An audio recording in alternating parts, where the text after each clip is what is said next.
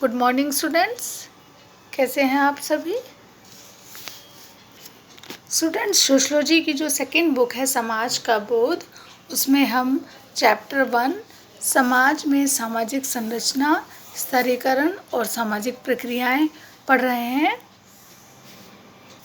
जिसमें हमने last online class में प्रतिस्पर्धा अवधारणा एवं व्यवहार के रूप में पढ़ा। और बच्चों, आज हम पढ़ेंगे संघर्ष तथा सहयोग। स्टूडेंट्स, संघर्ष शब्द का अर्थ है हितों में टकराहट। और बच्चों, संघर्ष एक चेतन एवं असहयोगी प्रक्रिया है जिसमें दोनों पक्ष एक दूसरे के हितों को नुकसान पहुंचाने का प्रयत्न करते हैं तथा बलपूर्वक एक दूसरे की इच्छा के विरुद्ध उनसे कोई काम लेना चाहते हैं। बच्चों, वहीं दूसरी ओर सहयोग सामाजिक प्रक्रिया का वह स्वरूप है जिसमें दो या दो से अधिक व्यक्ति या समूह एक सामान्य उद्देश्य की प्राप्ति के लिए संयुक्त रूप से कार्य करते हैं। स्टूडेंट्स, ऐसा माना जाता है कि जो प्रतिस्पर्धा है वो मनुष्य की स्वाभाविक प्रवृत्ति न होकर पूंजीवाद के जन्म के साथ ही प्रबल इच्छा के रूप में फल फूली है। बच्चों, संसाधनों की कमी तथा हर समूह के द्वारा संसाधनों पर कब्जा करने का प्रयास संघर्ष को विकसित करता है ना? और इसलिए आज सभी क्षेत्रों में प्रतिस्पर्धा एवं संघर्ष बढ़ गए हैं। कहने का तात्पर्य यह है कि बच्चों, जो प्रतिस्पर्धा है वो मनुष्य की स्वाभाविक प्रकृति नहीं है, वो उसकी अपनी जो है नेचुरल प्रवृत्ति नहीं है, बल्कि ये तो जो पूंजीवाद है, जब से पूंजीवाद का जन्म हुआ है उसके साथ ही ये एक बहुत बड़ी प्रबल इच्छा के रूप में फली फूली है।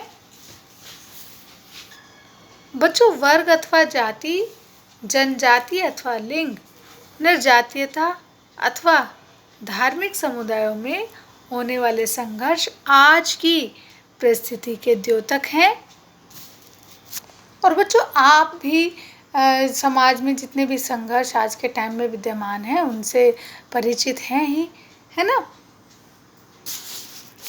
स्टूडेंट्स, आधुनिक समाजों में संघर्ष की वृद्धि का एक कारण सामाजिक परिवर्तन तथा लोकतांत्रिक अधिकारों पर सुविधा वंचित तथा भेदभाव का सामना कर रहे समूहों द्वारा हक जताना और सामाजिक संरचना को परिवर्तित करना भी है। बच्चों, संघर्षों को प्रत्यक्ष रूप से संप्रेषित नहीं किया जाता, अतः ये देखा गया है कि मध्य वर्ग तथा जो अधीनस्थ वर्ग है, चाहे घर में महिलाएं हों या कृषक समाज में किसान, संघर्षों में समायोजन तथा सहयोग पाने के लिए व्यक्ति एवं समूह विभिन्न प्रकार की रणनीति बनाते हैं। और अनेक समाजशास्त्रीय अध्ययन अप्रत्यक्ष संघर्ष तथा प्रत्यक्ष सहयोग को दिखाते हैं जो सामान्य है। स्टूडेंट्स, इस पाठ का मुख्य उद्देश्य एक और सामाजिक तथा स्तरीकरण के संबंधों को समझना है, तो दूसरी ओर सामाजिक प्रक्रिया के रूप में सहयोग, प्रतिस्पर्धा तथा सहयोग को।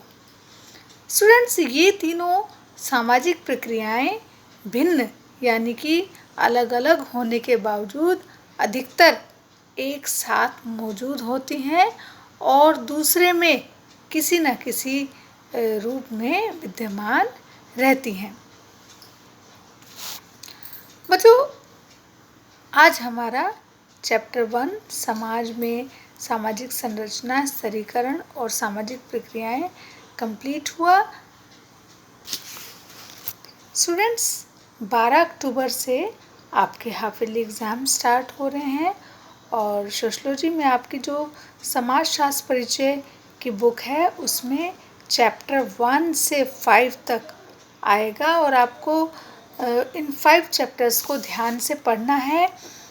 बच्चों जैसे मंथली टेस्ट में मल्टीपल चॉइस वाले क्वेश्चन होते हैं, वैसे ही आपके हाफ ईयरली एग्ज़ाम में भी मल्टीपल चॉइस वाले क्वेश्चन आएंगे और सब बच्चे बहुत अच्छा करेंगे।